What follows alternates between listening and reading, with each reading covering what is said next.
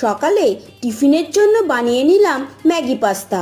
রাতে ম্যাগি আর পাস্তাটা অল্প ম্যাগি মশলা দিয়ে সেদ্ধ করে রেখেছিলাম। কড়াইতে সাদা তেল দিয়ে রসুন কুচি আর পেঁয়াজটা একটু ভেজে নিয়ে দুটো ডিম দিয়ে দিলাম।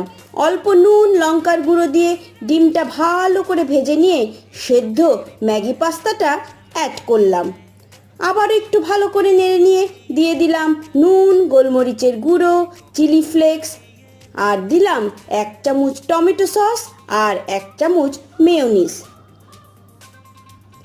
আবারও একটু ভালো করে মিশিয়ে নিয়ে উপর থেকে একটা স্লাইস চিজ ছোট ছোট পিস করে দিয়ে দিলাম।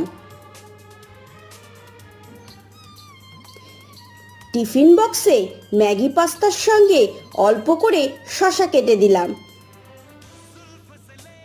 আমাদের টিফিন বক্স একদম রেডি।